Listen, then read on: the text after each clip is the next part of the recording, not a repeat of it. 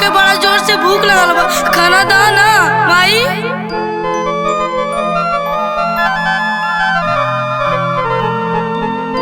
ठीक बा बाबू, घर में तो कुछ बा ना, आजा के दुकान से कुछ राशन लेके आवत तानी।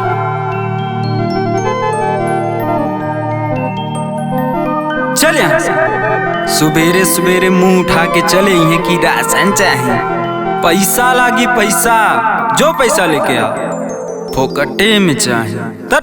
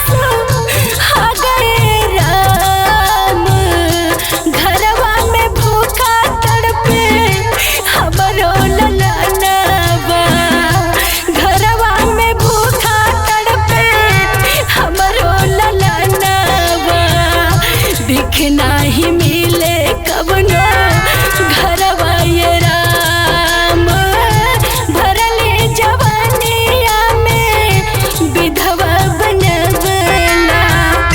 चाची, हे चाची, चाची कुछ खाए वाला दाना, हमरा बेटा के बहुत जोर से भूख लगल बा, दाना। चाची, हे चाची।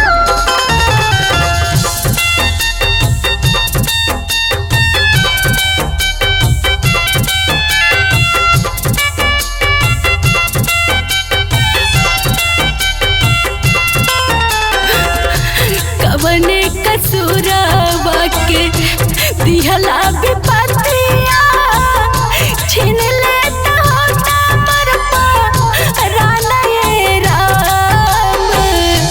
कवने कसूरवा के दिहला विपतिया, छीन लेता होता मरपा राना हो राम। पिया मोर कहीं से लयाबते, पिया मोर कहीं से लयाबते। भूख नाही रहता मोरला लानवा हो राम, भरली जवानिया में विधवा बनवला।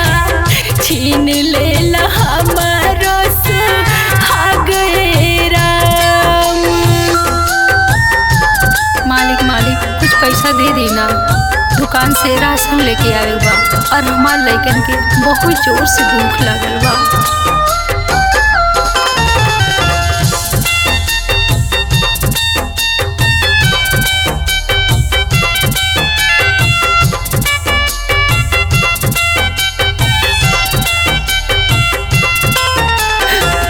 नीलम राव कहत बड़ी अपनो राजिया, राम जन्म भानो सुना बतिया हो राम। नीलम राव कहत बड़ी अपनो राजिया, राम जन्म भानो सुना बतिया हो राम। गोदिया में भूखा बाटे हमरो ललनवा, गोदिया में भूखा बाटे हमरो ललनवा। ताना मार काहे सपना किनिया हो राम, भरले जवानिया में विधवा बना।